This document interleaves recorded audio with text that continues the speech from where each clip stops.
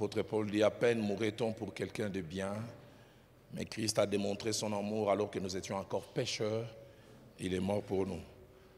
C'est pourquoi en ce jour et ce soir, nous te disons un grand merci.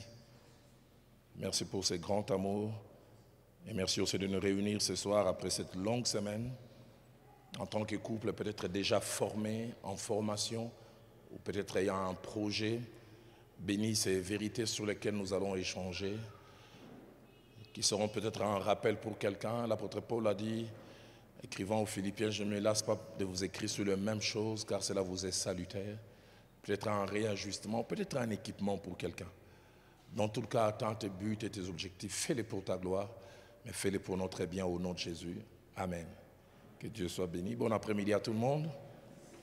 Rendons grâce à Dieu qui nous réunit encore ce dimanche après-midi après cette longue semaine hyper chargée. Je vous trouve très brave que de revenir ce soir. Que Dieu vous bénisse. Les 3 bénéfices inestimables de l'harmonie conjugale. Tel est le thème que nous allons aborder durant quelques temps.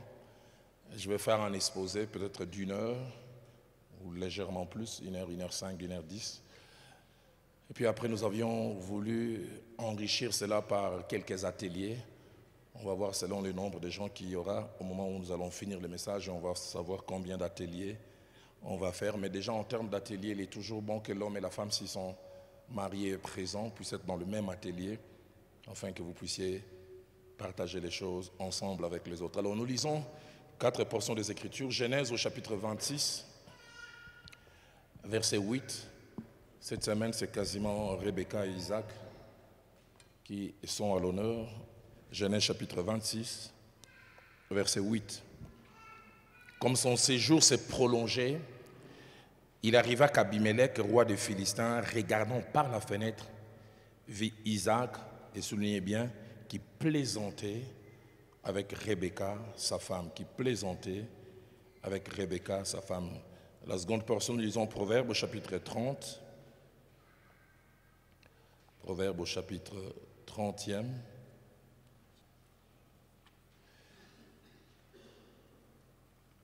Et 31 plutôt, pardonnez-moi, Proverbe au chapitre 31. Et là, nous lisons en 3 temps, verset 12, verset 11 à 12, verset 12 à 13 plutôt, pardonnez-moi, verset 12 à 13, verset 23, et puis nous terminerons par le verset 28. Verset 12 à 13, elle lui fait du bien et non du mal tous les jours de sa vie. Verset 13, elle se procure de la laine et du lin, et soulignez la dernière phrase, elle travaille d'une main joyeuse. Verset 23, son mari est considéré aux portes lorsqu'il siège avec les anciens du pays.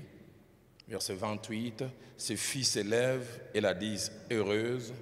Son mari s'élève et lui donne de louanges. Avant-dernier passage, c'est le psaume 19, verset 16. Psaume 19, verset 16.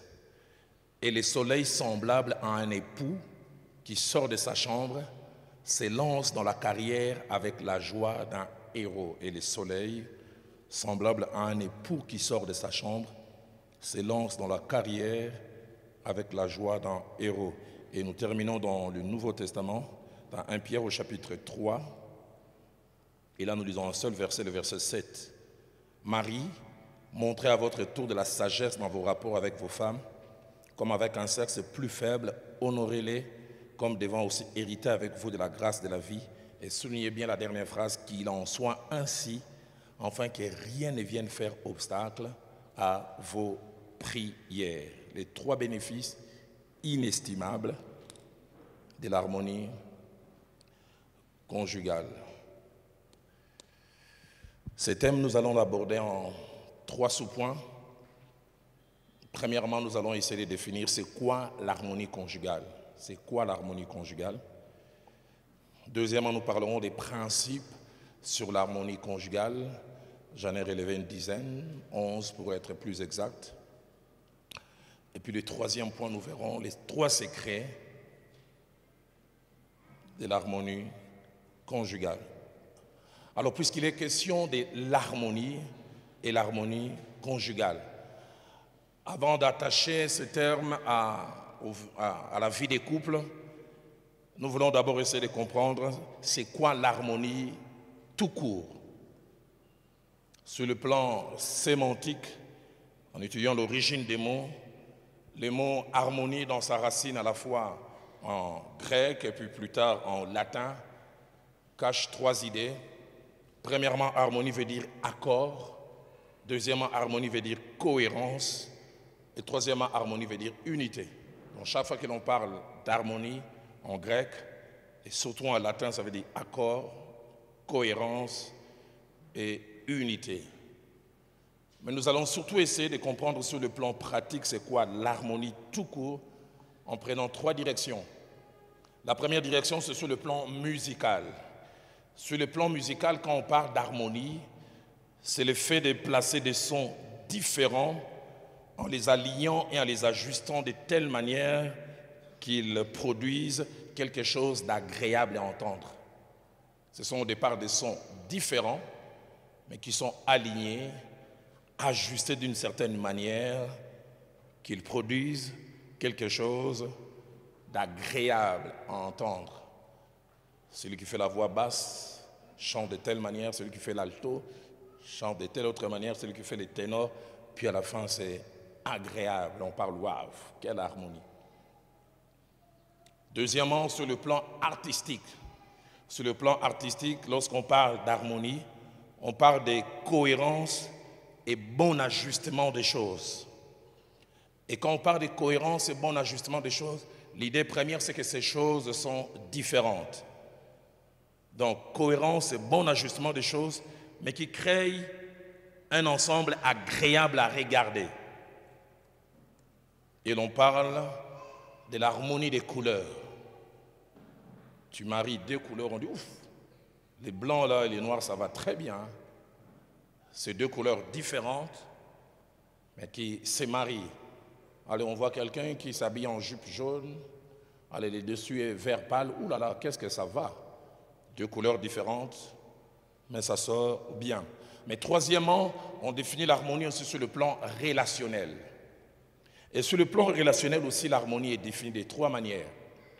La première manière, sur le plan relationnel, l'harmonie est définie comme étant un état de sérénité, de quiétude et de détente qui caractérise une relation et qui amène un bien-être, un bonheur, un épanouissement aux personnes qui composent la relation. Je reprends, un état de sérénité, de quiétude et de détente dans une relation qui amène le bien-être, le bonheur et l'épanouissement des personnes en relation. Deuxièmement, sur le plan relationnel, quand on parle d'harmonie, c'est un rapport heureux entre deux ou plusieurs personnes qui résulte de l'accord des pensées, l'accord des sentiments et l'accord des volontés qui se traduisent par le bonheur et la joie d'être ensemble. Il y a tellement encore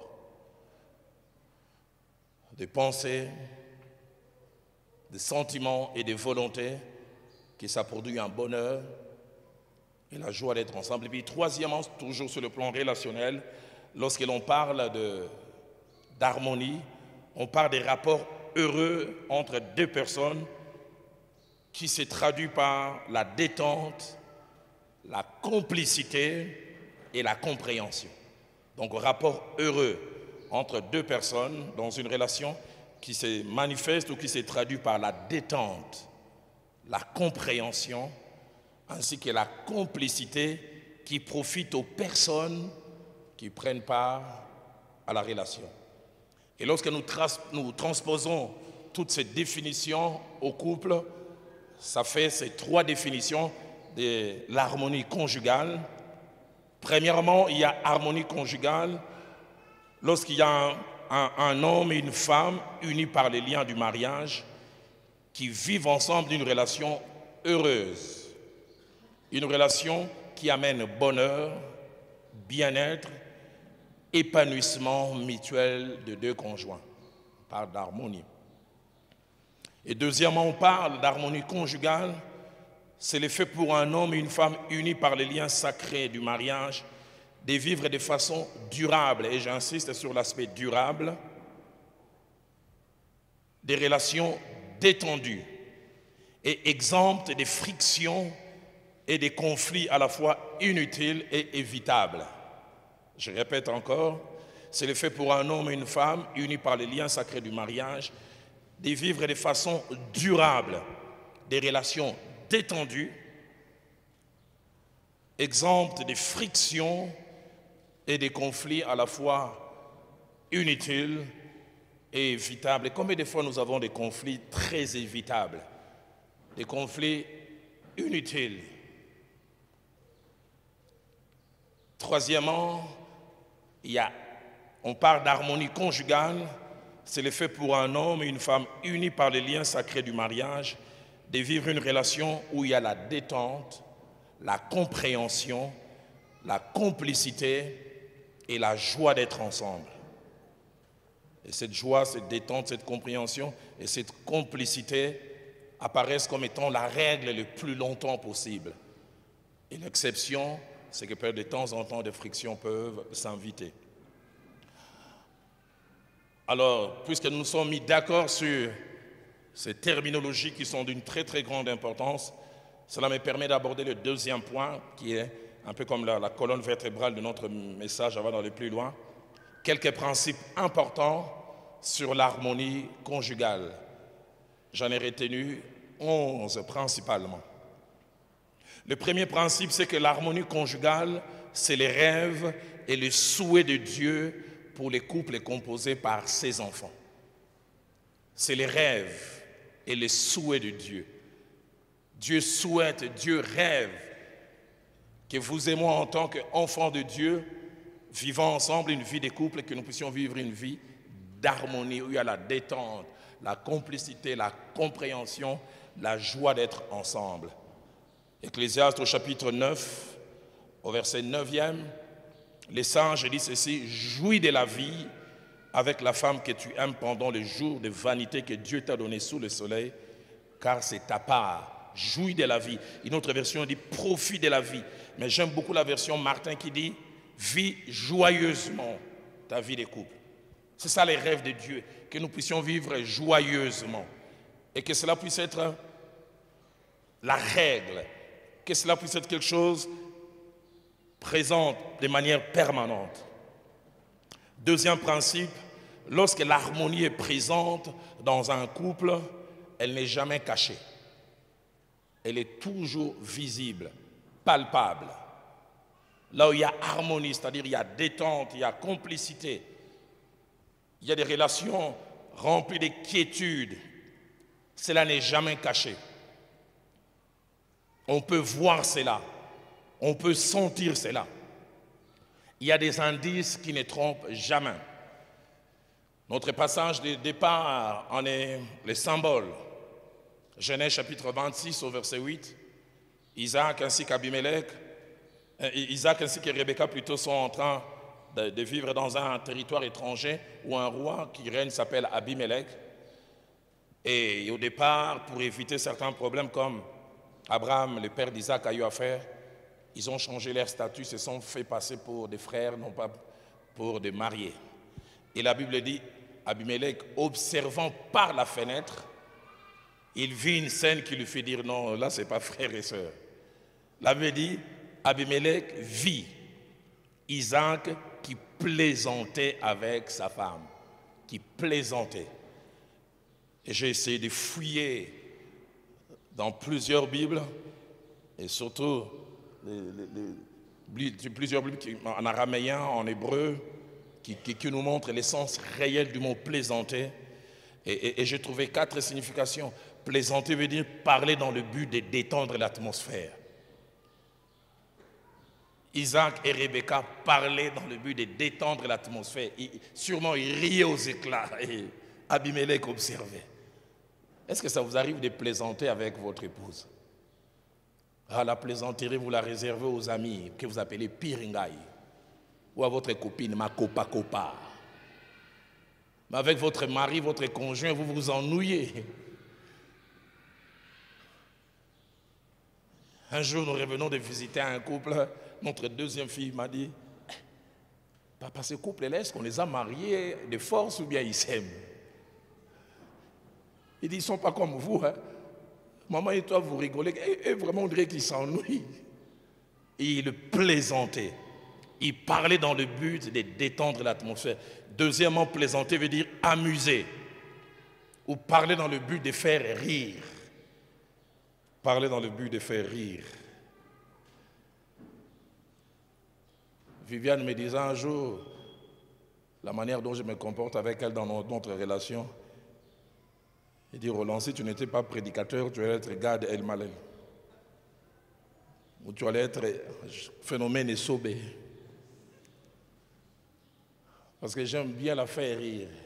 J'ai toujours des histoires. Elle me demande, tu trouves ça où? J'ai dit, je trouve ça pour toi. Amuser, parler, dans le but de faire rire. Troisièmement, plaisanter veut dire ne pas parler sérieusement.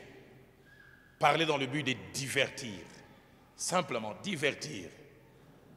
Toi, tu es trop sérieux au travail, à l'église, même en couple. Sérieux. Ta femme t'appelle même monsieur l'abbé.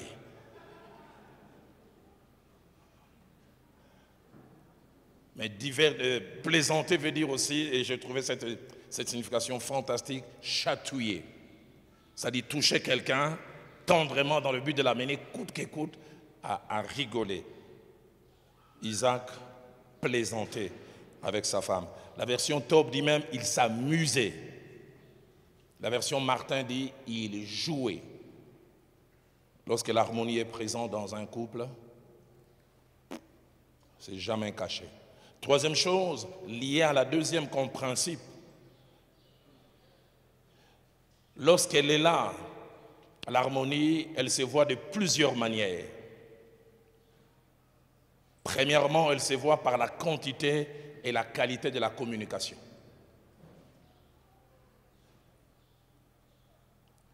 J'ai toujours été étonné par un ami et je pense il m'a inspiré. Je me souviens, on était allé avec lui en mission pour faire l'œuvre de Dieu.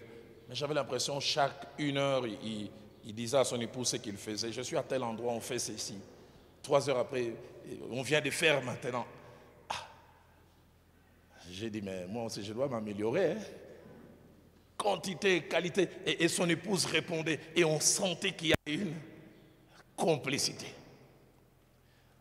Lorsque l'harmonie est là, il y a la quantité et la qualité dans la communication. Mais deuxièmement, lorsque l'harmonie aussi est là, il y a un rapprochement d'abord émotionnel et rapprochement physique. On se tient la main facilement. Il y a des coups d'œil qui peuvent montrer que là, c'est un couple complice. Et troisièmement, il y a la joie d'être ensemble. La joie d'être ensemble. Le travail finit à 16 heures. On veut pousser les aiguilles pour rentrer rapidement à la maison. Le rapprochement émotionnel et physique, la joie d'être ensemble, mais aussi l'empressement de se retrouver. Quatrième principe, autant la présence de l'harmonie est toujours palpable et visible, autant son absence n'est jamais cachée. Si sa présence se fait toujours voir, l'harmonie aussi, là où elle n'est pas, on sait sentir cela. On sait voir des indices. On sait voir par des symptômes que là, ça ne va pas.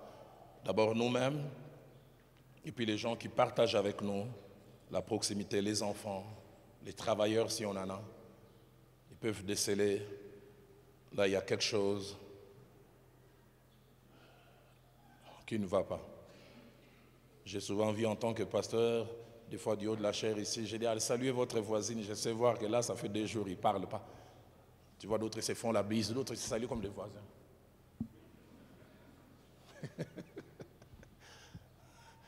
Tu sais voir qu'ils n'ont pas de problèmes, c'est tellement grand qu'ils ont des problos. 5e principe, en rapport avec sa présence et la durée. C'est-à-dire le fait qu'elle soit là, mais attachée au temps, il y a 4 cas de figure. 4 cas de figure. Premier cas de figure, il y a des couples où l'harmonie n'est jamais là. Jamais là. Absente.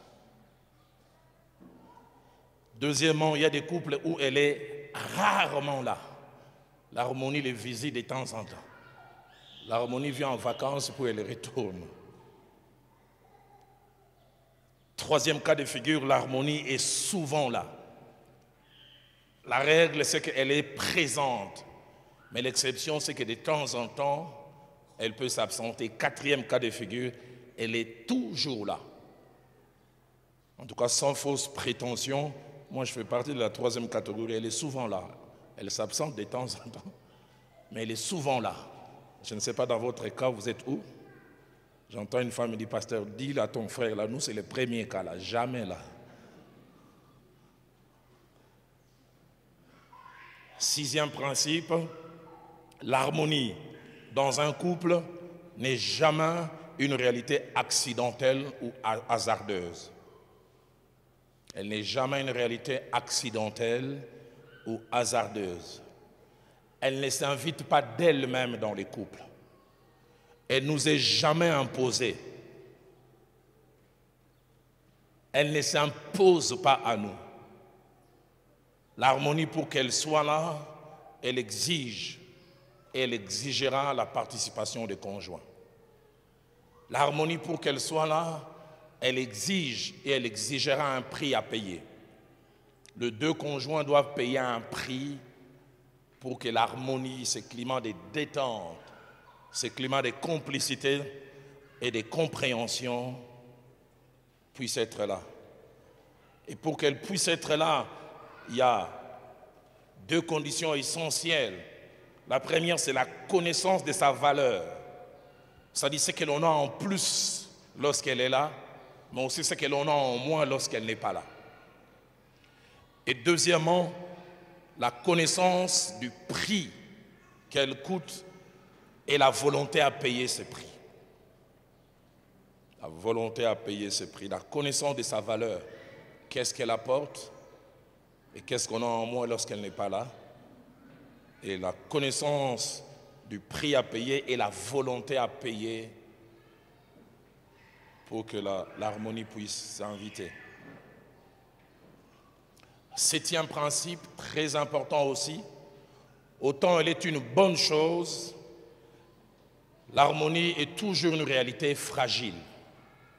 Fragile.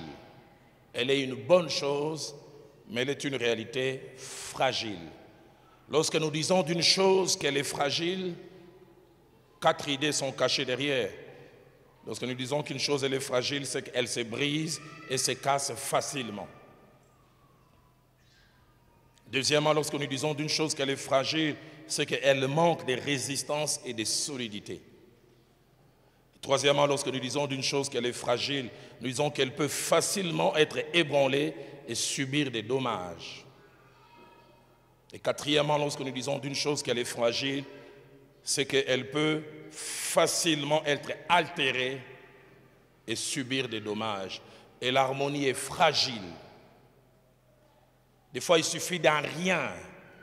Elle vole en éclats, elle disparaît. Elle peut même disparaître pour longtemps.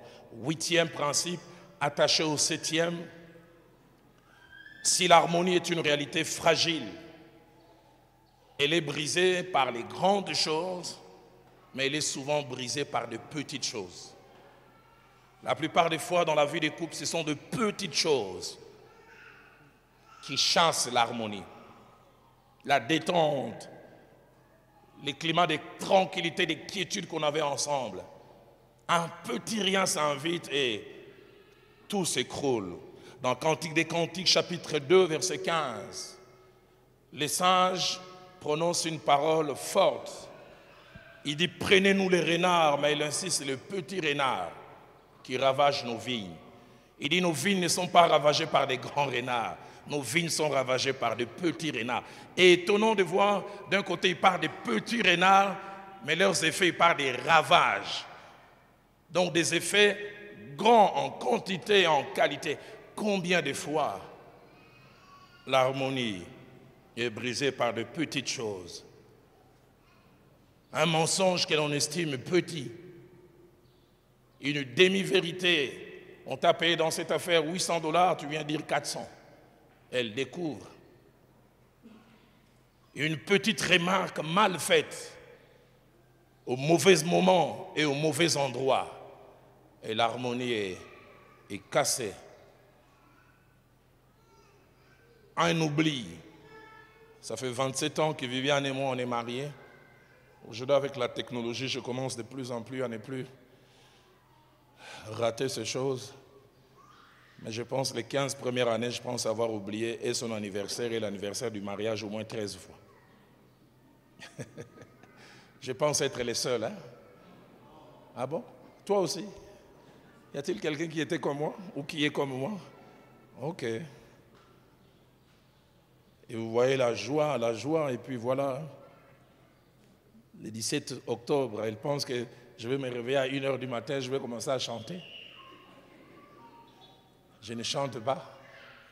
Elle voit à 4h30 l'homme de Dieu qui s'élève, dévotion matinale, qui commence à prier. Elle commence à remettre entre les mains de Dieu l'extension des Mwanda. Seigneur, soutiens l'œuvre de Mwanda, soutiens Patrice Itoiseau là. Et tu penses que la femme va dire amen, elle regarde simplement. Je n'oublie jamais ce jour-là, j'ai fini la prière, je trouve quelqu'un le visage fermé. Je dis, Viviane, ça va? Oui, ça va. Ça va. La vraie réponse n'est pas dans ce qu'elle dit dans les traits du visage. Et puis il me dit calmement, Roland, la date d'aujourd'hui ne te dit rien. Je dis, quelle date? On s'est mariés quand... Est-ce que je peux te faire... Non.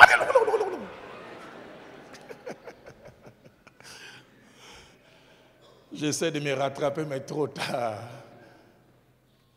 Désormais, je commence à demander à mon assistant Milan, rappelle-moi, sur Nazuma Kamuna couple.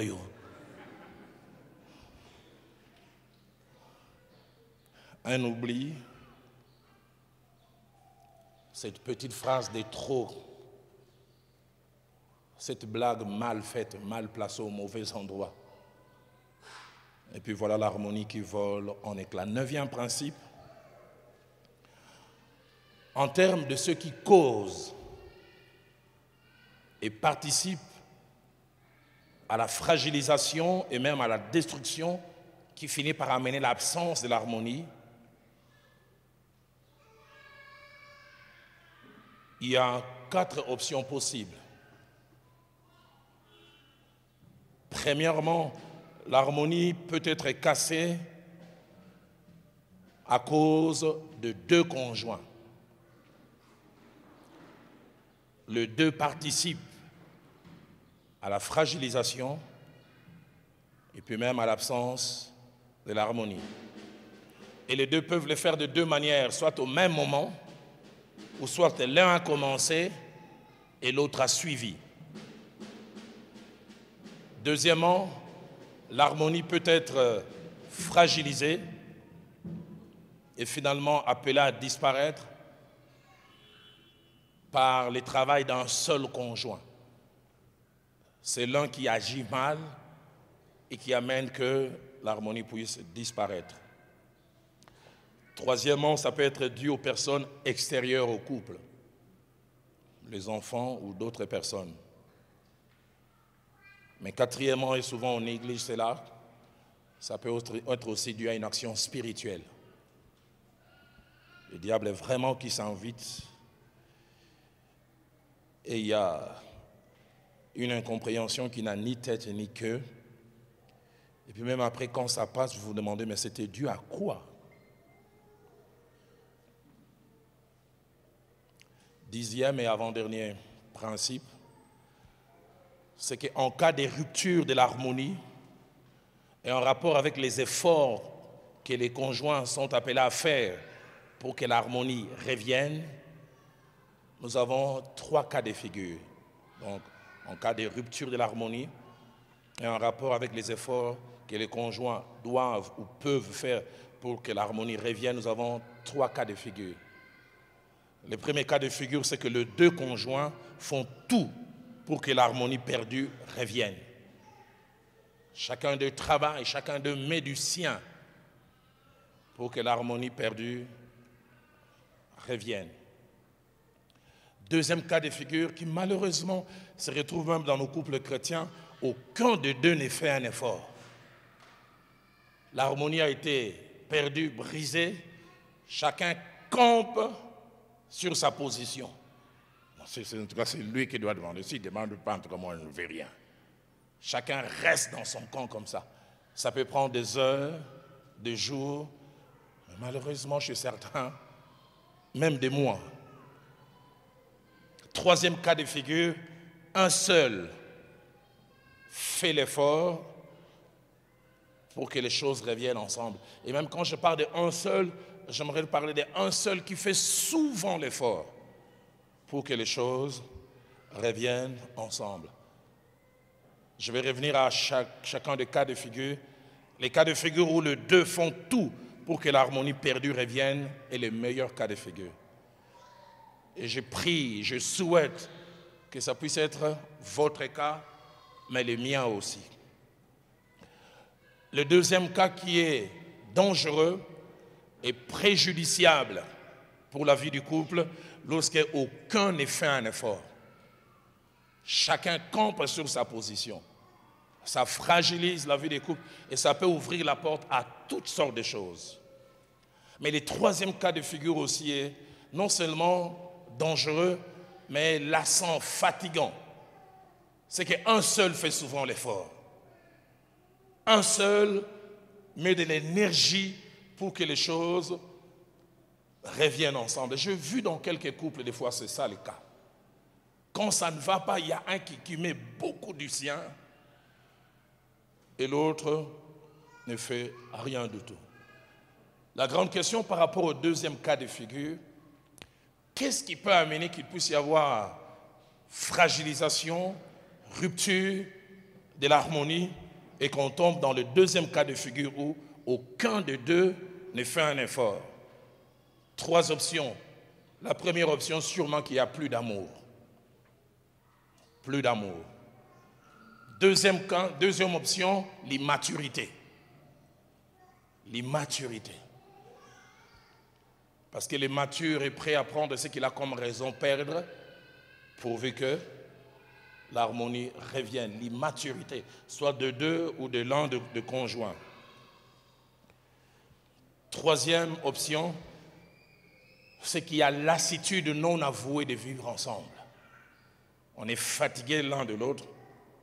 Alors on se dit, si c'est la voie pour que ça aille jusqu'à la casse, que ça aille ainsi.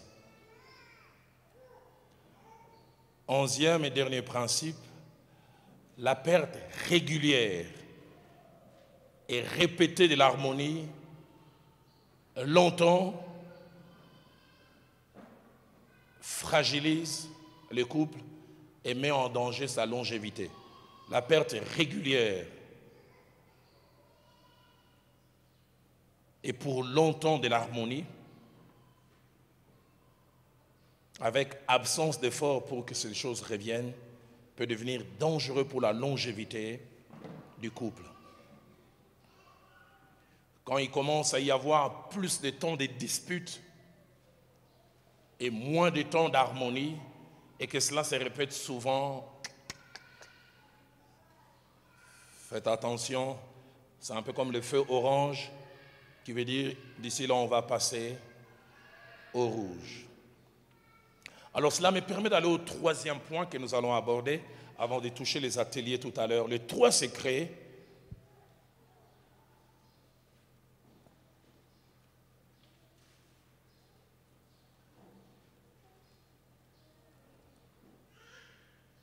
ou les trois bénéfices plutôt inestimables de l'harmonie conjugale. Le premier bénéfice de l'harmonie conjugale, c'est que l'harmonie conjugale influence la productivité et la quantité ainsi que la qualité des conjoints dans la vie active. L'harmonie influence la productivité, la quantité ainsi que la qualité des résultats des conjoints dans la vie active. Aux hommes et aux femmes qui sont mariés, nous devons connaître ces quelques vérités. 3. La première, c'est que le climat à la maison avec notre conjoint influence son comportement à l'extérieur. Comment l'autre agit, réagit à l'extérieur est souvent attaché à comment il vit sa vie de couple à la maison. Deuxième vérité attachée à la première, c'est que ce que nous sommes en dehors de la maison, surtout dans le milieu du travail, est déterminé en rapport avec la productivité par le climat à la maison. Troisièmement, la qualité de la vie du couple peut nous rendre excellents, mauvais, médiocres ou improductifs en dehors. J'ai un ami médecin qui est en Europe. Ça fait plus de 25 ans, il a la nationalité belge aujourd'hui. Il est chirurgien. Il y a 6 mois, il venait de passer devant l'ordre des médecins. Les gens ne comprenaient pas, ce n'est qu'après qu'il m'a avoué au téléphone, parce que je n'arrivais plus à arriver dans l'espace Schengen durant quelques temps à cause de certains problèmes que nos deux nations avaient. En l'espace de 2 mois, il a raté 2 actes chirurgicaux faciles. Premièrement, une circoncision. Il me dit, Roland, j'en ai fait des milliers, et des fois les yeux fermés. Il me l'a dit, comme à Lingala, il dit, faire la circoncision, c'est comme si tu enlèves des chics. Tellement j'ai fait ça. Mais il a raté pour un enfant. Il dit un acte que j'ai fait facilement, plusieurs fois. Je venais de rater. Et 2 semaines après, il dit j'ai fait une opération et j'ai laissé des mèches. Et puis j'ai laissé certains éléments à l'intérieur. Et vous savez, dans ces pays-là, une petite erreur médicale, ça coûte excessivement cher. Il dit, ça, ce n'est pas moi. Et quand je lui ai demandé, mais à quoi cela est dû? Il me dit, j'ose pas le dire, ça fait 4 mois et les mois, ça ne va pas. On fait chambre à part et elle parle de partir. Il dit, Roland, tu sais, les jours où je faisais cette circoncision, en même temps, j'ai coupé, je me disais moi-même, je suis vraiment en train de perdre ma femme. Donc les gens voyaient quelqu'un en train de poser un acte chirurgical physiquement, mais dans son cœur. J'ai suivi ce documentaire étonnant. Et ce jeune basketteur qui est chrétien, qui joue dans une grande équipe de NBA, qui dans ses lancers francs, il réussit toujours à 99%. Il tire à mi-distance, qui font 3 points. Il est l'un des meilleurs, 98%. Mais durant une période de 2 semaines, les lancers francs, il réussit à 60%. Il a perdu quasiment 40%. Les tirs à mi-distance commençaient à réussir à 50%. Son entraîneur a dit, mais qu'est-ce qui ne va pas? Et il a avoué, mon épouse demande de partir. Il dit même, l'entraîneur a dit, je ne comprends pas. Je pensais que ça t'arriverait seulement en match, mais même en pleine pratique, durant les entraînements, pour montrer que le physique n'est pas tout. Le physique est des fois conditionné par le mental. Vous trouverez un prédicateur qui, au lieu de dire Corinthien, dit chronique. Parce qu'avec madame, ça ne va pas. Ça influence la productivité. J'oublie jamais cet incident. À l'époque, Air France nous faisait faire des check-in, déjà la journée. Tu peux aller en ville déposer tes bagages et puis tu amènes simplement le bagage en main à l'aéroport d'Njili. Depuis, je pense, 1 année ou 2 ans, on est obligé de le faire à l'aéroport même. J'ai fini le 2e culte, je fais mon check-in.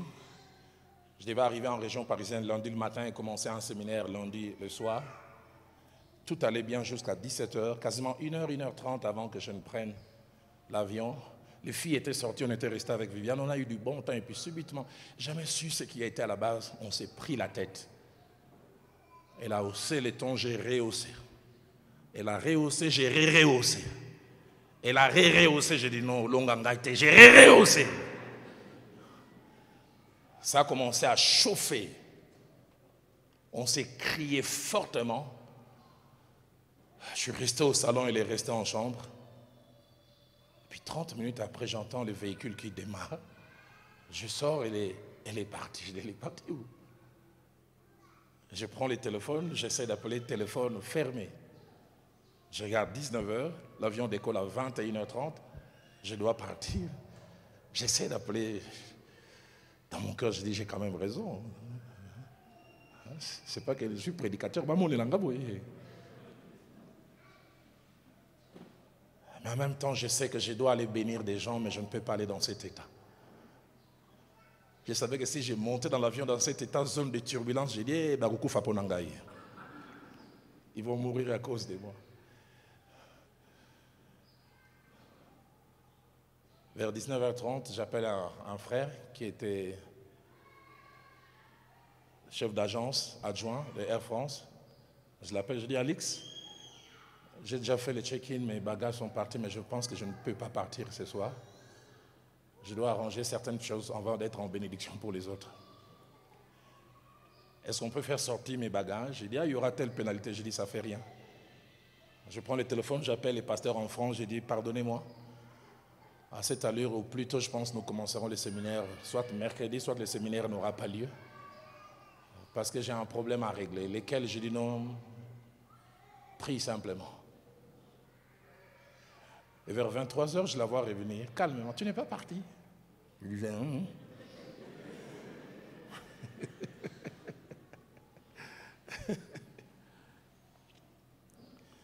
Et puis on a parlé en 30 minutes, on a fait la paix. Et lundi, je suis allé, c'est elle qui m'accompagnait. Avant que je monte dans l'avion, elle a prié avec moi. Et je n'ai jamais oublié les premiers mercredis, là, quand je prêchais, les démons partaient, je disais, waouh!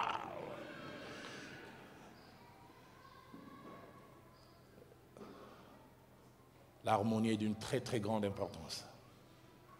Je ne sais pas moi s'il y a des prédicateurs qui sont ici. J'arrive jamais à bien prêcher. Si mon épouse et moi ça ne va pas, en plus elle est là. Afin de lui ouvrir ma Je ne sais pas moi d'autres prédicateurs, peut-être vous êtes forts. J'ai entendu un homme qui ne s'en allait pas avec sa femme. Il ne faut pas intimider les prédicateurs. Je vais prêcher. Au fait, il veut s'encourager lui-même. Il a des problèmes, il y a des esprits de Jézabel. Des femmes qui dominent leur mari. Non, tu as des problèmes, règle ça bien.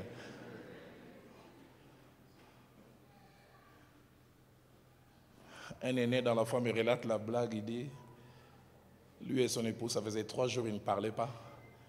Mais il vient à l'église ce jour-là, il prêche, Dieu s'est manifesté. Il dit, ils ont fait la lettre, 45 minutes, personne ne parlait à l'autre. Ils sont descendus. Puis après la réunion, Dieu se manifeste merveilleusement. Enfin, Dieu, je suppose. Et puis quand il est rentré, il dit, sa femme, apparemment, c'était une sorte de monologue, mais c'est à son mari qu'il s'adressait. Quand il démarre, il commence à dire,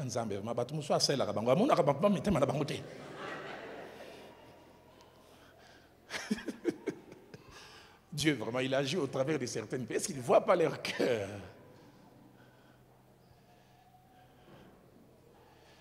Psaume 19, verset 6 que nous avons lu. Le psalmiste dit quelque chose de merveilleux. Et ça, c'est les rêves de Dieu. Il dit, le soleil semblable à un époux qui sort de sa chambre se lance dans la carrière avec la joie d'un héros. Dieu veut que nos hommes, nos femmes puissent quitter chez eux avec la joie d'un héros. Quand ils quittent la chambre, tel que ça, ils quittent comme les soleils qui s'élèvent, avec joie, et il est productif à l'extérieur. Il quitte parce qu'avec madame ça va bien. Il quitte parce qu'avec monsieur ça va bien. Et Proverbe 31, verset 23 que nous avons lu, parle de ces notables qui siègent aux portes de la ville. Et la Bible dit, lorsqu'il siège avec les anciens, il est considéré. L'original dit, il est performant. Il siège, quand il ouvre la bouche, il a une argumentation, il a une capacité d'analyse. Les gens se demandent, mais d'où lui vient tout cela? Les secrets, Proverbe 31, verset 12, le montre. Il a une femme qui lui fait du bien, et c'est là tous les jours de sa vie. Il lui fait tellement du bien qu'il est productif à l'extérieur. L'harmonie conjugale rend productif. L'harmonie conjugale nous donne la capacité d'avoir en quantité, en qualité, des résultats. Mais non seulement qu'il y a les bénéfices de l'harmonie du côté de l'homme, le verset 12, parlant de cette femme, dit « Elle travaille d'une main joyeuse. Elle travaille en chantant. Elle est en train de couper les poulets en chantant. Alléluia. Elle est en train de piler les pondous en chantant. Elle est secrétaire de direction, elle chante. Elle reçoit les gens sourire. Monsieur, ça va? C'est parce que le climat à la maison aussi est au beau fixe. Premier bénéfice, c'est que l'harmonie conjugale influence la productivité, la qualité ainsi que la quantité de résultats dans la vie active. Deuxième bénéfice de l'harmonie conjugale fait que les parents donnent goût du mariage aux enfants en devenant des références, des modèles et des sources d'inspiration pour leurs enfants. L'harmonie entre papa et maman fait que les parents donnent goût du mariage aux enfants en devenant des références, des modèles et des sources d'inspiration. Deux choses que nous devons savoir en tant que parents qui avons déjà des enfants et qui peut-être demain allons avoir des enfants. La première, c'est que les climats de complicité, de détente, de joie, de bonheur et de compréhension, autant ça nous fait du bien à nous, autant ça fait du bien aussi aux enfants. Deuxième chose, lorsque les parents s'ennuient l'un au contact de l'autre, se font du mal, ils n'ont aucune idée du mal qu'ils font, non seulement à eux-mêmes, mais du mal aussi qu'ils font aux enfants. Comme nous en parlerons tout à l'heure, souvent nous pensons vivre avec des aveugles ou des gens qui ne sentent rien. Alors pour mieux élaborer cela, je vous prie de noter ces 7 vérités que nous, en tant que parents et couples, devrions avoir en tête dans nos rapports avec nos enfants.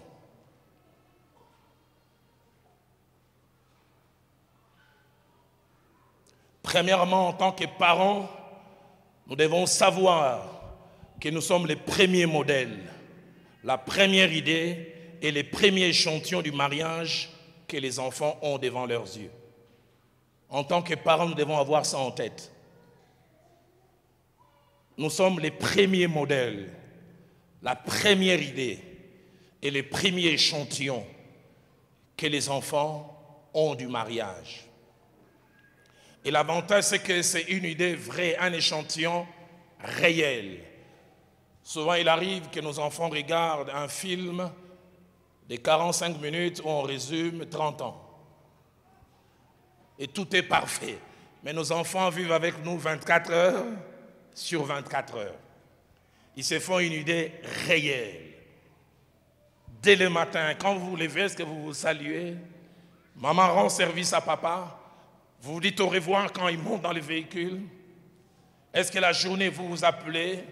Quand il rentre, quand elle rentre, et comment vous, les soirs, comment vous vous comportez? C'est la première idée, le premier modèle, et le premier échantillon. Deuxième vérité, en tant que parents ayant enfants et qui auront des enfants demain, nous devons savoir que ces enfants que nous avons à la maison sont des stagiaires. Ils sont en stage chez nous. Ils apprennent c'est quoi les mariages en nous voyant être et faire. Sur le plan scientifique, lorsqu'on parle des stages, cela cache 3 idées. La première, c'est période pendant laquelle une personne est initiée de façon directe, réelle et pratique à l'exercice d'un futur métier ou d'une profession. Une période pendant laquelle une personne est initiée de façon directe, mais surtout réelle et pratique. Cet étudiant en médecine qui n'a fait que théorie, à l'époque quand la médecine allait jusqu'à 6 ans, en 3e doc, j'ai vu stage de toute une année, réparti je pense en 4. Tu fais telle partie, c'est du réel, c'est du concret. Ce n'est plus des cours où tu dois écrire. Et nos enfants sont des stagiaires en rapport avec les mariages. Et nous sommes cette pratique. Deuxièmement, lorsqu'on parle des stages, c'est période d'entraînement, d'initiation, période d'entraînement et d'initiation à l'exercice d'un métier, en étant placé dans des conditions réelles. Et notre vie de couple, c'est ces conditions réelles. Troisièmement, lorsqu'on parle des stages, c'est période où un enseignement théorique est complété par un enseignement pratique pour rendre complet. J'insiste, nos enfants sont des stagiaires. Pasteur Timothée, tu as un stagiaire qui s'appelle Jess.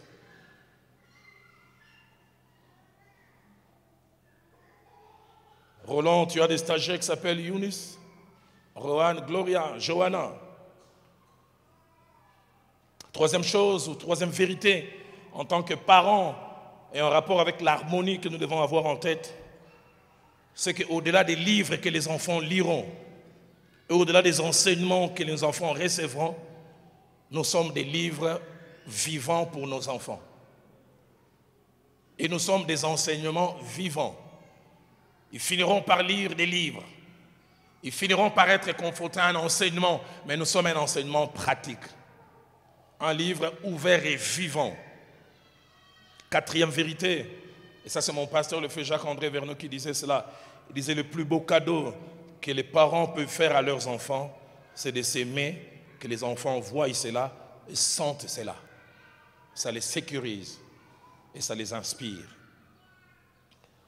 Cinquième vérité, un père et une mère peuvent estimer qu'ils ont réussi en rapport avec les mariages avec leurs enfants si seulement ces deux sortes de prières peuvent être faites par leurs enfants s'ils en ont de deux sexes opposés. Si les garçons que vous avez arrivent dans leur moment secret à dire « Seigneur, donne-moi une femme comme j'ai vu maman l'être pour papa », alors vous avez réussi. Si vos filles peuvent dire « Seigneur, donne-moi un mari comme j'ai vu papa l'être pour maman », que des enfants qui disent « Si le mariage c'est ce que je vois entre papa et maman, j'en veux pas ». Ils vous voient comme des acteurs de théâtre. Vous vous injuriez, vous vous ennuyez, puis quand les autres arrivent, vous commencez à appeler « Chérie, je peux avoir de l'eau ?» Les enfants regardent. Ils disent « Vous pouvez tromper tout le monde, mais pas nous. Nous, on vous connaît. » Sixième vérité, 9 fois sur 10, à moins que Dieu ne fasse grâce, 9 fois sur 10, nos enfants reproduisent et reproduiront dans leur couple, consciemment ou inconsciemment, ce qu'ils nous ont vu faire et être. 9 fois sur 10. C'est pourquoi nous devons faire très attention. Nos enfants reproduisent ou reproduiront consciemment ou inconsciemment ce qu'ils nous ont vu faire et être au moins 28 fois dans le premier livre des rois, dans le deuxième livre des rois et dans le deuxième livre des chroniques. Cette phrase revient le plus souvent. Il marcha dans les voies de ses pères. Il suivit les voies de ses pères. Ça fait 27 ans que je suis marié avec Viviane. Allez, depuis 10 ans, je commence à avoir la guérison, mais avec des rechutes de temps en temps. J'avais difficile à exprimer l'affection, à les dire, à les montrer en geste. Pourquoi? J'ai grandi dans une maison avec un père muet. Je savais qu'il aimait ma mère, mais je n'ai jamais entendu, jusqu'à ce que je quitte mon père, dire à ma mère, je t'aime, mais je sais qu'il s'aime. Je n'ai jamais vu ça. Jamais vu mon père tenir ma mère par la main. Viviane et moi, quand on s'est mariés, quelques mois après, j'oublie jamais, en juillet 93, il faisait frais, on entrait à l'église là-bas, elle voulait me tenir à la taille. J'ai dit, est-ce que c'est nécessaire? Et elle insistait, dans le Simbayo. Elle m'a tenu, j'ai transpiré comme si on m'a jeté de l'eau. Avant qu'elle mette au monde notre fille, je me souviens au mois de mai, on est à l'église, elle est fatiguée, elle veut mettre sa tête sur mon épaule. Je dis, Viviane, on est à l'église. Je dis, et alors? Pour moi, à l'église, il faut être sérieux. La tête sur l'épaule, ce n'est pas sacré. Ça va vous Viviane.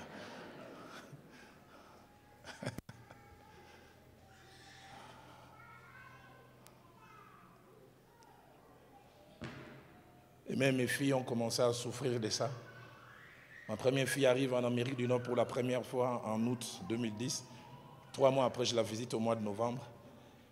Je dis, papa, mes amis, quand leur papa vient les voir ici, chaque fois ils leur disent, I love you, I love you. Toi, tu ne m'as jamais dit, j'ai dit, Younis, I love you, ça monte, mais pour que ça sorte. Je te love vraiment. Mais pour que ça sorte. Moi-même, on ne m'a jamais lové. Enfin, on m'a lové, mais on ne m'a jamais dit.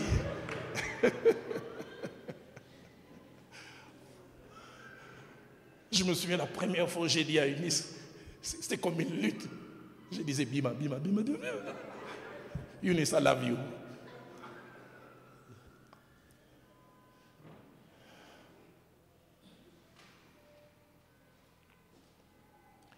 Que des jeunes femmes qui répondent mal à leur mari, simplement c'est la manière dont maman répondait à papa. La même manière dont maman toisait papa. Tu as tellement vu ça 1000 fois, c'est rentré dans les disques durs. De la même manière, papa était inexpressif, comme papa Henri, le père de Roland. De la même manière, Roland Dallot a fait souffrir Viviane. Dieu merci, elle a été patiente. 7e, c'est qu'en tant que parents, nous devrions avoir cette vérité en tête. Nous sommes observés. Et nos enfants nous observent. Des fois, nous avons l'impression qu'ils sont petits. Ils observent, ils voient, ils enregistrent, ils emmagasinent. David n'avait pas trop conscience de cela.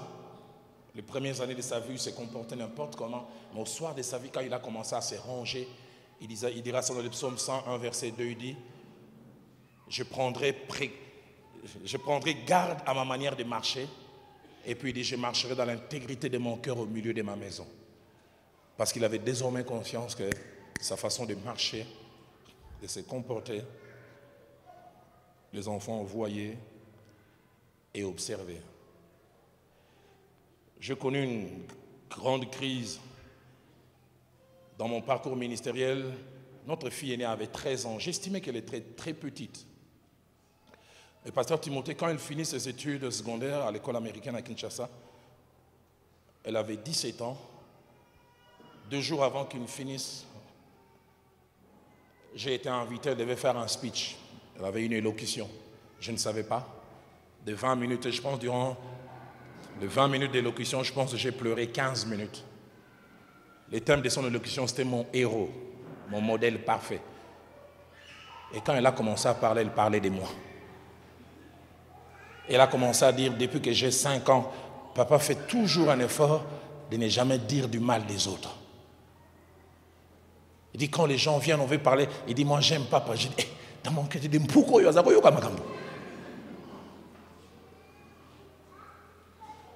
il dit, papa critique difficilement des gens.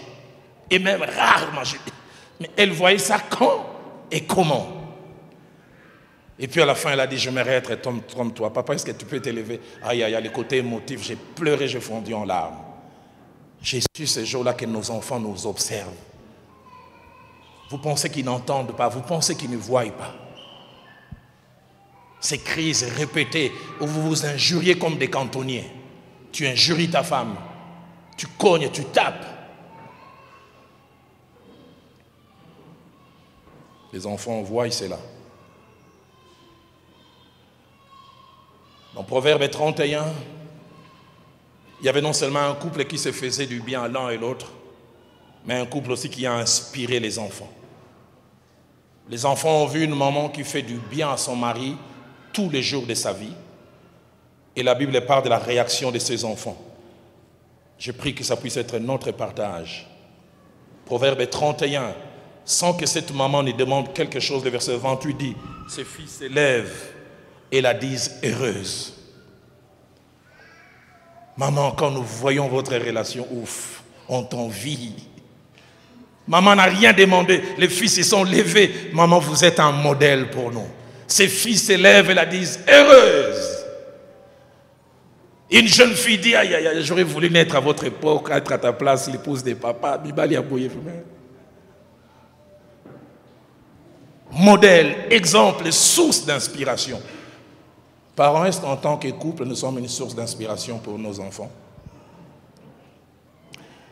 Troisième et dernier élément avant que nous allions en atelier. Troisième bénéfice inestimable de l'harmonie conjugale. L'harmonie amène la bénédiction et l'exaucement des prières. Là où il y a harmonie, complicité, détente, compréhension, il y a quelque chose qui se passe sur le plan spirituel. Le psaume 133, verset 1er dit qu'il est doux, qu'il est agréable pour des frères de demeurer ensemble. Une autre version dit d'être complices, d'être soudés, d'être unis. Et la conséquence de cette unité, le verset 3 dit, c'est là que l'Éternel répand la bénédiction et la vie pour l'éternité.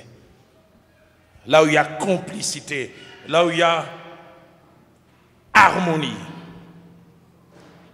Notez ces 4 vérités et puis nous partageons les 4 questions et puis nous allons aller en atelier.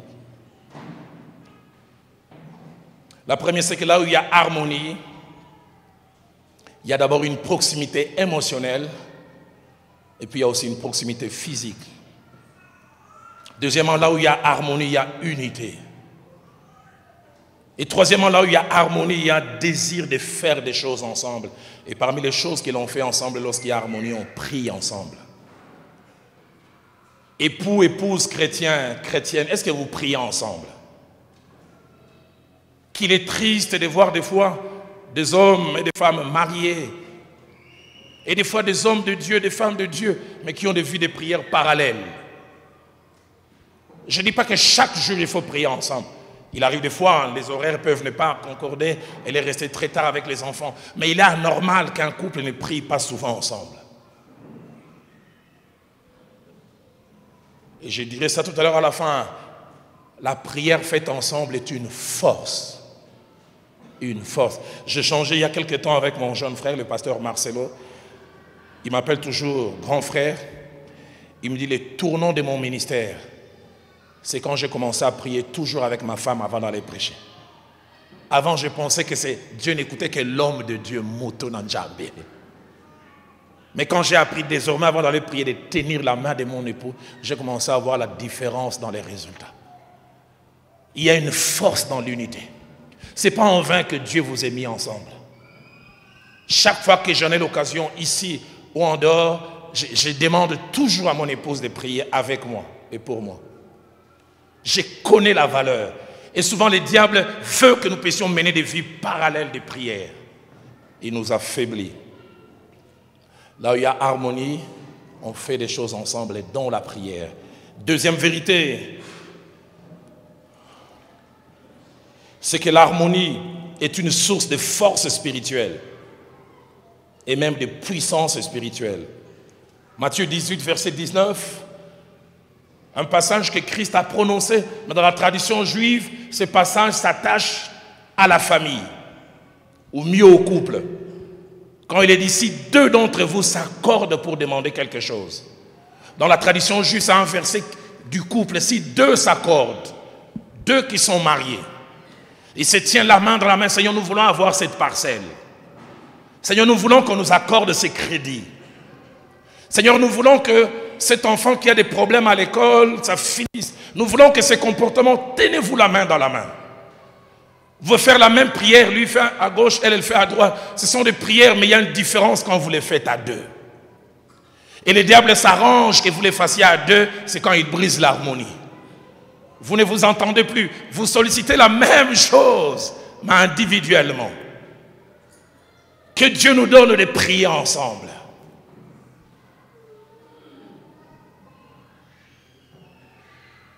Troisièmement, l'harmonie amène la fluidité dans la prière et dans l'exaucement. La fluidité. 1 Pierre chapitre 3 verset 7, l'apôtre Pierre nous encourage En tant qu'homme, il dit, faites montre de sagesse dans vos rapports avec vos femmes. Et puis il ajoute, honorez-les. Et puis à la fin, il termine, enfin que rien ne vienne faire obstacle à vos prières. C'est-à-dire, s'il n'y a pas cette union, vos prières subissent l'effet boomerang. Ça monte et ça descend. J'ai fait une expérience. Une fois, j'en ai parlé au feu Jacques-André Vernon. Il m'a dit, Dalo, je m'en veux parce que j'aurais dû te le dire. C'est un principe que j'ai découvert. Aujourd'hui, nos filles ont grandi, mais j'ai vu ça quand elles étaient petites. 9 fois, 9 sur 10. Nos enfants ont fait les crises les plus graves où elles ont frôlé la mort quand on ne s'entendait pas. Ça fait 3 jours, 4 jours, on s'éboude. Je me souviens une fois, on s'est réconciliés alors que Gloria a commencé à faire comme si elle allait perdre la vie, Viviane Limbisanga. Parce qu'on s'est rendu compte là, si on faisait rien, on avait un cercueil. Et j'ai compris que le diable cherche à nous diviser pour frapper nos enfants. C'est pour ça que j'ai appris à payer les prix pour l'unité. C'est une force. Je nous supplie, en tant que couple, travaillons l'harmonie qui fera qu'on puisse prier ensemble. J'aimerais nous encourager. Si vous n'arrivez pas à faire ça, chaque semaine, faites-le ne fût-ce qu'une fois, 2 fois le mois. Si vous voulez le faire chaque semaine, pourquoi pas? Si vous avez la capacité de le faire chaque jour, c'est encore mieux. Prions ensemble. 4e et dernière chose, l'absence d'unité causée par l'absence d'harmonie est une faiblesse. Il est étonnant de voir que même 8 pays au monde ont comme devise l'union fait la force. Même les païens. L'union fait la force. Une certaine équipe de football qui a la couleur vert et blanc, ils ont une devise. Daring uni est imbattable. Même eux disent ça. Ils savent que leur force est dans l'unité. Et Jésus-Christ a dit dans Marc chapitre 3, versets 24 à 25, il dit un royaume divisé contre lui-même ne peut subsister. Un royaume divisé contre lui-même ne peut tenir. Et l'une des stratégies du diable pour nous affaiblir, c'est casser l'harmonie. En nous gardant spirituels, en nous gardant entre guillemets dans la présence de Dieu, mais chacun de son côté. Et pourtant, Dieu nous voit une force. Lisez l'histoire de l'église primitive, de Acte 1 jusqu'à Acte 10. On retrouve au moins 18 fois des symboles de l'unité. Ils priaient ensemble. Ils élevèrent la voix ensemble. Ils persévéraient dans la prière. Ils n'étaient qu'un cœur et qu'une âme. Et on voit les résultats qu'ils ont pu avoir. Là où il y a l'unité, il y a force. J'aimerais nous encourager en tant que couple à travailler ce 3e bénéfice inestimable de l'harmonie. Sinon, nous nous privons d'une force. Alors, tout à l'heure, nous allons aller en atelier. Je pense qu'on aura suffisamment de temps. On peut avoir même 35 à 40 minutes, suffisant. Mais comme nous l'avons dit au départ pour les retardataires, il est bon qu'un couple ne se divise pas. La femme va dans un autre atelier ou l'homme dans un autre atelier, que les couples soient dans un même atelier. Si vous êtes venus seuls, ce n'est pas un problème. Et nous allons avoir plusieurs ateliers. Je pense qu'on pourra avoir même une dizaine. C'est possible? OK. Et nous aurons 35 à 40 minutes, donc un petit exercice. Dès que vous arrivez, vous choisissez un responsable d'atelier. Et puis les 4 questions que je vous donne tout à l'heure, on posera une question après l'autre. Et puis quelqu'un va récolter les réponses. On essaiera de voir si on pourra résumer à la fin. Et puis on pourra se retrouver. Alors notez ces 4 questions. Et surtout ceux qui feront office, les responsables en atelier, notez-les bien pour bien les répercuter tout à l'heure. Première question, l'harmonie est-elle si importante dans une vie des couples? D'après vous, l'harmonie est-elle si importante dans une vie des couples? d'après vous? Si oui, pourquoi? Sinon, pourquoi? L'harmonie est-elle si importante dans une vie de couple, d'après vous? Si oui, pourquoi? Sinon, pourquoi?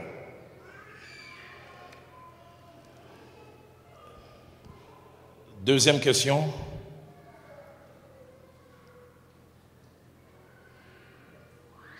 Qu'est-ce qui, d'après vous, peut faire que deux conjoints ne fassent aucun effort pour que l'harmonie revienne dans un couple après une dispute? Qu'est-ce qui, d'après vous, peut faire que deux conjoints ne fassent aucun effort pour que l'harmonie revienne dans un couple après une dispute?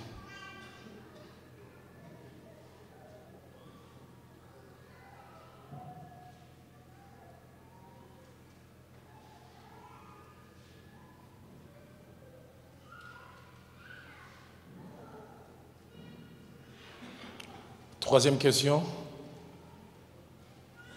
Qu'est-ce qui, d'après vous, fait que certains couples ne prient pas souvent ensemble?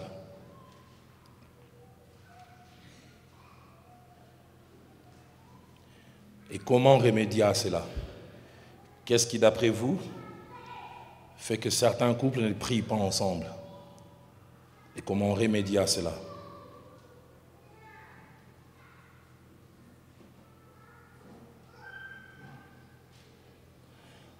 Quatrième et dernière question. Êtes-vous d'accord avec le prédicateur lorsqu'il dit que l'harmonie du couple influence la productivité et la qualité des résultats en dehors dans la vie active? Êtes-vous d'accord avec le prédicateur lorsqu'il dit que l'harmonie du couple influence la productivité et la qualité des résultats en dehors dans la vie active? Si oui, pourquoi? Sinon, pourquoi? Alors, on va nous aider tout à l'heure pour les ateliers. On peut en faire combien? Une dizaine? On peut faire une dizaine? Une dizaine? OK. Alors, on aimerait qu'on soit les plus éloignés possible. La salle est grande, on pourra même détruire toutes les autres parties pour qu'il n'y ait pas trop interférence. Alors je prie qu'on puisse se séparer en petits groupes de 20 maximum. Donc si c'est 20, il est possible même qu'on aille plus. Mais le plus important, c'est qu'on ait des mini-groupes. Alors si une vingtaine de personnes peuvent aller, prenez une vingtaine de personnes, vous allez tout au fond là, 20 ici, 20 là-bas. D'autres peuvent monter ici. Faisons-les spontanément. D'autres peuvent même remonter là-bas. Et Pasteur Timothée, tu peux nous aider à faire ces petits groupes. Allons-y, faisons-les spontanément. On se sépare, afin que nous puissions avoir au moins 20. Si on est à 20, 22, mais qu'on ne soit pas 30, ça permettra qu'on puisse partager facilement. Donc séparons-nous en ramenant les chaises et puis en détruisant les autres. Comme ça, il n'y a pas une grande proximité pour que les gens parlent librement.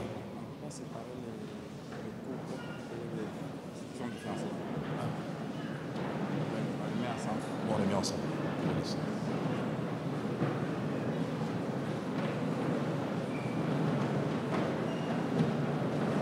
Même les non-mariés peuvent se mélanger avec les autres. Ils profiteront de l'expérience des mariés. Voilà, il y a déjà un groupe ici. Il y a de l'espace de l'autre côté au fond.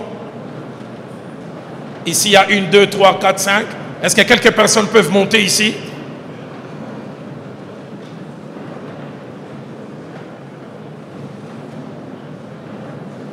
Cet atelier a besoin des candidats. Il y a de la place au fond là. Comme ça ne fait pas d'interférence. Vous qui êtes ici, si ça ne vous dérange pas, avancez légèrement. Vous qui êtes ici, s'il vous plaît, avancez pour vous détacher des autres.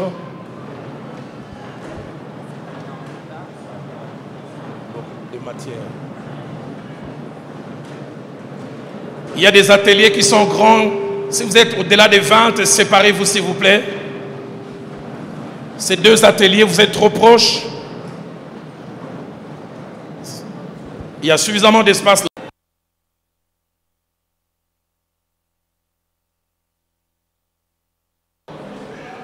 Voilà les ateliers qui ont fini. Vous pouvez reprendre, placer les chaises de telle sorte que on puisse clôturer. On aura le temps après peut-être de mettre en ordre, si vous me permettez la tautologie, mieux ordonnée.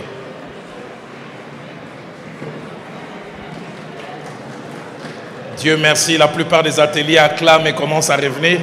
Il y a des ateliers qui n'ont même pas abordé la deuxième question.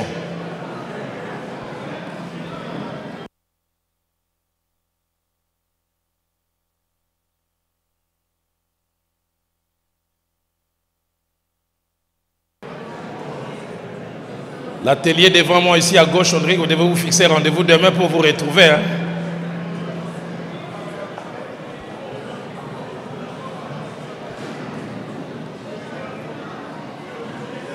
Grâce et le choriste, j'ai besoin de vous. S'il y a quelques vocalistes, quelques instrumentistes, venez, j'ai besoin de vous tout à l'heure. Voilà, Dieu merci, la plupart des ateliers achèvent. Que Dieu soit béni. On peut s'élever en acclamant le Seigneur. Si vous estimez que les ateliers étaient riches, enrichissants, est-ce qu'on peut acclamer? Est-ce qu'on peut y associer des cris de joie?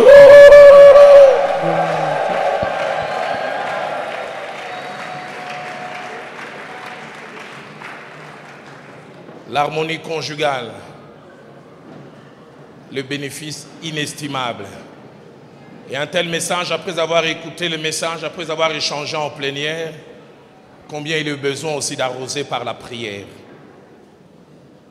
Le diable souvent ne veut pas que nous puissions être bénéficiaires à la fois individuellement, collectivement en tant que couple, mais aussi avec ceux qui nous entourent, les enfants, de tout ce qu'il y a comme bénéfice. Et nous voudrions prier à cette heure. Si vous avez votre conjointe, vous le tenez, vous la tenez par la main. S'il n'est pas là ou si elle n'est pas là, mettez votre main sur votre cœur. Nous allons chanter ces cantiques qui est une prière. Et vous et moi, nous allons prier, Seigneur, fais que notre couple soit harmonieux. Aide-moi à travailler pour l'harmonie de notre couple. Aide-moi à m'abaisser, à m'humilier, à demander pardon, à ne pas laisser cet orgueil, cette suffisance qui des fois m'habite et qui fait obstacle. À ne pas laisser mon passé avec toutes les appréhensions, peut-être les blessures dans l'âme.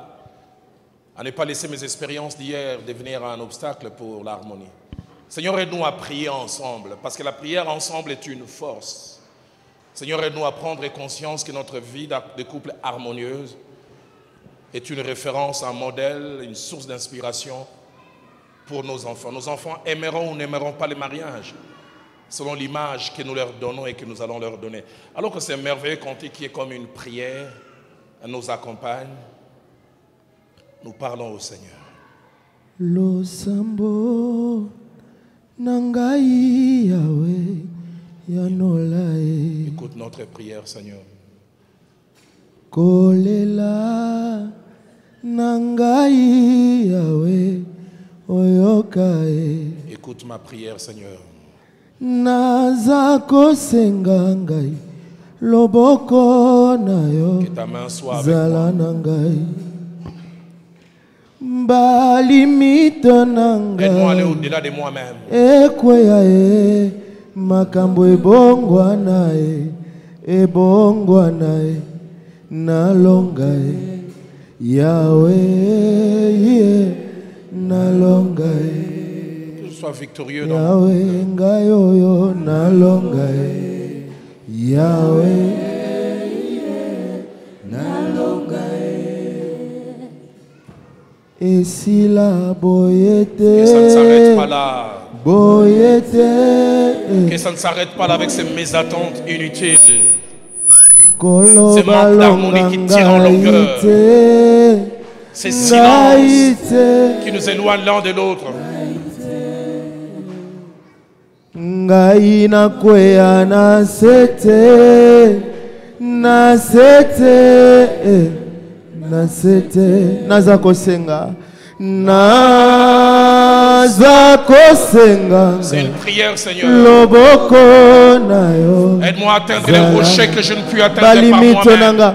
Balimito nanga ekweya makambo ebongwana ebongwana nalonga nalonga ngayoyo Yahweh nalonga na vie ya couple nanga salanga nalonga Yahweh nalola nalonga na ba couple à Philadelphie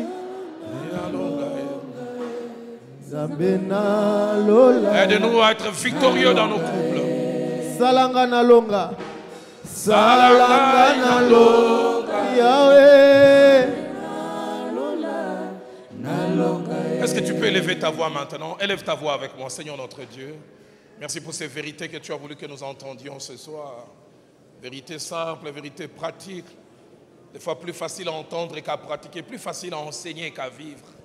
L'harmonie, la vraie, c'est toi qui en es l'auteur et tu veux qu'elle puisse être notre partage dans nos foyers, dans nos couples. Tu veux, Seigneur, que nous soyons des couples harmonieux. Et comme nous l'avons enseigné et nous l'avons appris, l'harmonie ne nous tombe jamais du ciel. Elle a un prix. Aide-nous à payer les prix pour l'harmonie. Aide-nous à payer les prix pour l'harmonie. Et si jamais ça arrive que l'harmonie est brisée, aide-nous à tout faire pour qu'elle revienne. À tout faire pour qu'elle revienne. Aide-moi à tout faire pour qu'elle revienne. Des fois je suis lent et des fois très lent. Aide-moi à tout faire pour qu'elle revienne. Seigneur, tu vois les bénéfices. Tu vois les bénéfices dans la productivité, dans la qualité, la quantité des résultats. Seigneur, aide mon épouse, aide moi-même à faire sortir mon conjoint, ma conjointe de la maison comme un héros, à se lancer dans la course avec joie. Qu'elle quitte la maison avec joie pour aller prêcher, qu'elle quitte la maison avec joie pour aller annoncer la parole, pour aller écouter des gens, que mon conjoint quitte la maison avec joie pour aller travailler dans ses cabinets d'avocats, qu'il quitte la maison avec joie pour aller dans cet hôpital, que ma femme quitte la maison avec joie comme infirmière.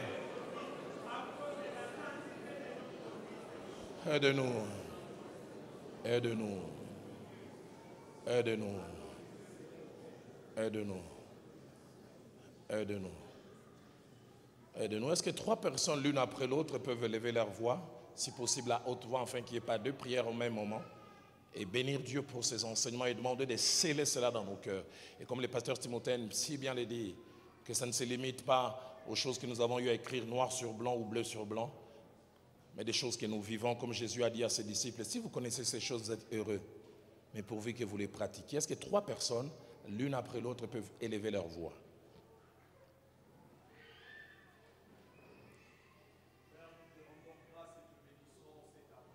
Oui.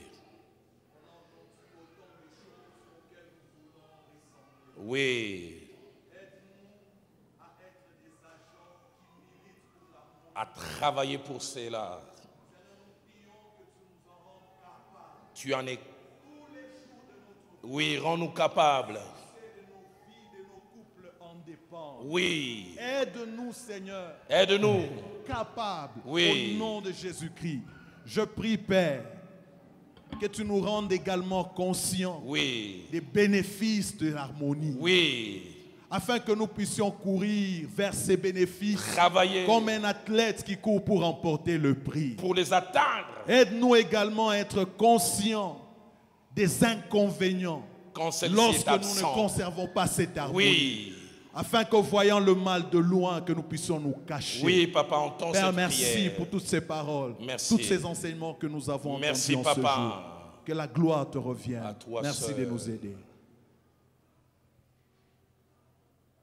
Une deuxième personne?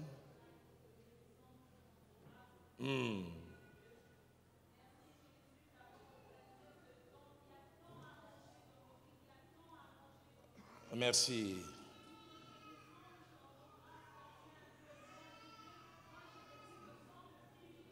Oui, des privilégiés. En ce moment, Jésus, tu sais combien tu as résolu dans nos couples, combien tu as résolu, Seigneur, dans nos cœurs. Tu sais. Adonai, Jéhovah Jireh, le Dieu qui pourvoit. Oui. Pourvoit, oh Yahweh Dieu Tout-Puissant, toujours de l'harmonie dans le couple, Seigneur, de cette église, de ce monde. Éternel Dieu de gloire, laisse que ce moment reste à jamais gravé dans nos cœurs et que ce moment repart beaucoup, Seigneur, même dans la vie de nos enfants. Oui. Merci, cher Saint-Esprit, parce que je sais qu'en ce moment, tu es en train de descendre et de réparer nos plaies afin de remettre l'harmonie dans nos mariages, de guérir. Merci, ô Dieu de gloire, car tu es le Dieu tout-puissant et ta puissance a la capacité, Seigneur, d'enlever tout ce qui ne te confesse pas dans nos vies. Elle peut le faire et elle le fait même. Seigneur, enlève-nous et brise-nous tout ce qui ne te confesse pas, qui ne met pas nos conjoints à l'aise, afin de nous séparer, Seigneur. Éternel Dieu de gloire, laisse que ta puissance agisse dans nos vies, Jésus. Oui. Merci pour tout ce que tu es, pour tout ce que tu fais. Oui. Bénis notre Père, Seigneur, qui s'est sacrifié, qui pouvait faire autre chose, mais qui a pris de son temps pour venir nous enseigner, Seigneur. Laisse que sa maison, Seigneur, ne manque jamais d'harmonie.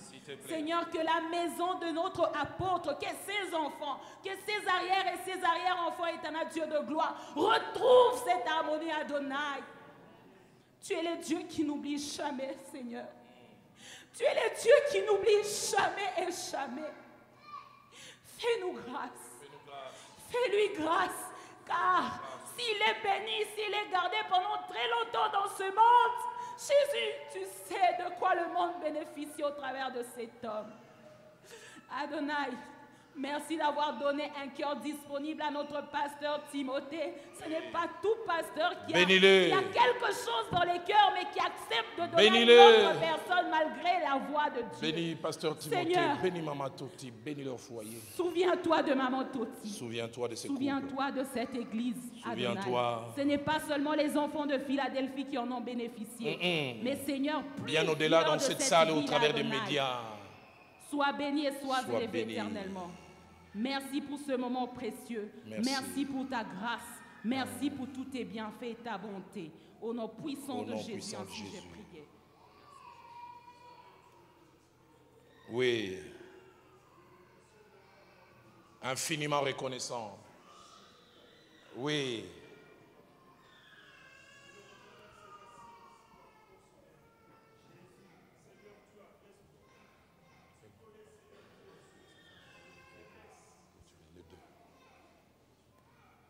Accepte, éternel Père Tout-Puissant, qu'on te rende gloire. Accepte. Père éternel, au travers, Seigneur, ô Dieu, ces prédications, tu sais, éternel, que le monde attend avec ardent désir la manifestation des fils de Dieu. Oui. Des couples modèles, Seigneur, ô Dieu, qui peuvent être des sels de la terre, qui peuvent, éternel, influencer le monde par l'attitude, par une vie conjugale, Seigneur, ô Dieu, qui impacte. Seigneur, le monde attend voir des chrétiens qui peuvent, éternel, ô Dieu, influencer l'environnement. Les chrétiens qui peuvent vivre dans l'humilité, dans l'amour. Les chrétiens, Seigneur, ô Dieu, qui peuvent marcher ensemble. Qui peuvent, éternel, ô Dieu, monter des projets ensemble. Des chrétiens qui ne pourront pas, ô Dieu, entretenir l'hypocrisie.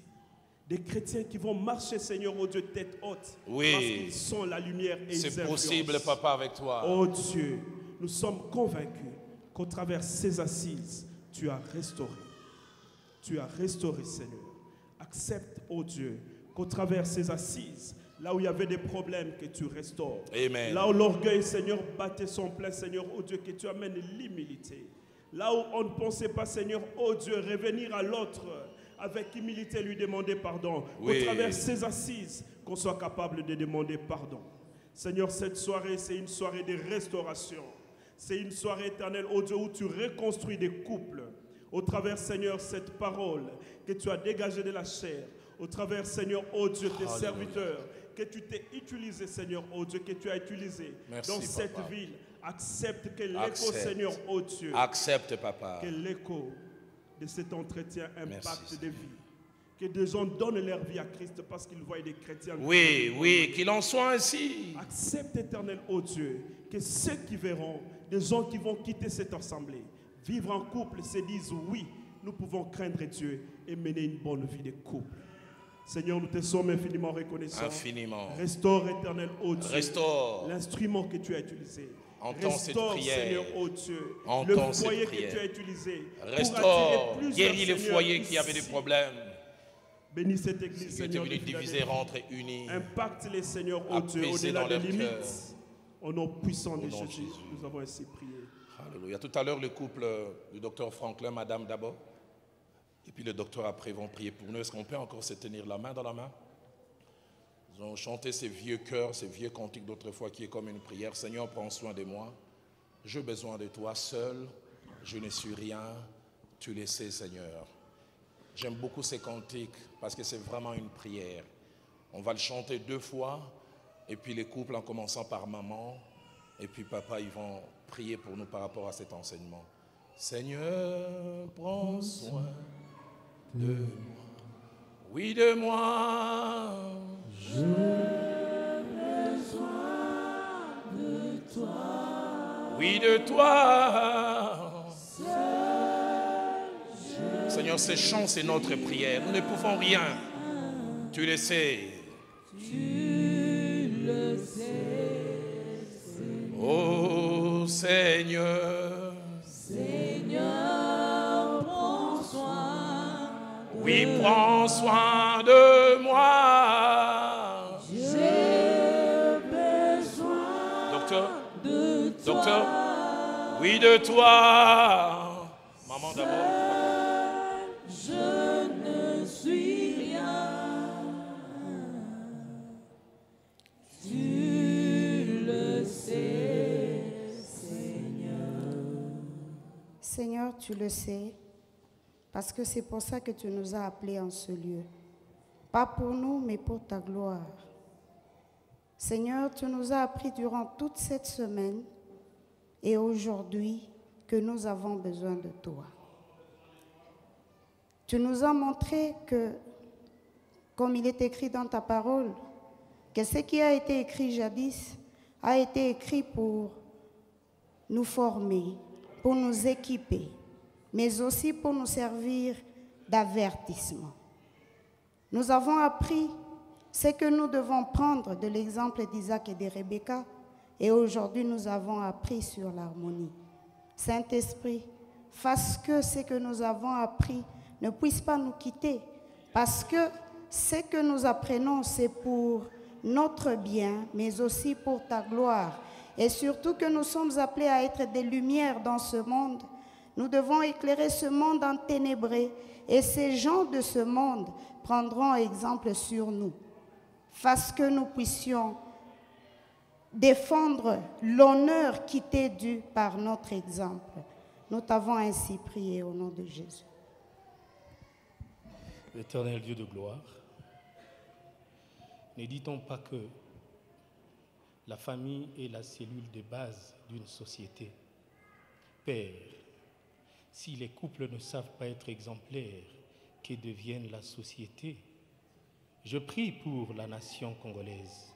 Autant tu formes à la base, c'est parce que tu veux que nous ayons une nation forte. La nation ne peut être productive que lorsque les hommes qui la constituent sont productifs. Et comment ces hommes peuvent être productifs s'il y a manque d'harmonie? Nous te supplions, ô Père, fais que l'harmonie demeure. Et même lorsqu'elle tentera de s'échapper de nos foyers, fais qu'elle revienne, et rapidement, et qu'elle y demeure, et qu'elle soit pérennisée dans nos familles. Père, il y a malheureusement ceux qui se sont mariés à des foi différentes. Permets que, autant tu nous as unis, que nos foi soient une, afin, bénéficiant de ces enseignements autour de l'harmonie, que nous sachions les mettre en pratique. Père, bénis cette Église. Bénis chacun de ceux qui ont participé en ces moments. Comme le dit ta parole, apprendre c'est bien, mais faudra-t-il que l'on pratique, que l'on devienne ces exemples, ces modèles pour nos enfants, pour la société, pour l'Église et pour la nation. Et que demain l'on dise, oui, Dalo a sémé, et que l'on dise, Mbengela a arrosé, mais que chacun d'entre nous ait fait sa part. Car eux donnent de ce que tu mets dans leur cœur, mais à nous qui recevons de le mettre en pratique, c'est ça notre part. C'est seulement lorsque nous aurons mis en pratique ce que nous avons appris que nous changerons les choses, que la société changera, que la nation changera. Tu as dit, tu as fait toutes choses pour ta gloire. Mais dans ta gloire, tu veux le bonheur de l'homme, car tu l'as fait. Tu as tout fait pour que la vie de l'homme soit une histoire agréable. Tu veux, Père éternel, car tu n'as formé que de projets de bonheur et non de malheur. Ce bonheur va baliser l'avenir et en venir jusqu'à l'éternité. Bénis-nous tous. Faites qu'au travers des mains de ces pères, que nous soyons leur fierté, comme ces pères font ta fierté. Dans le nom de Jésus. Amen. Amen.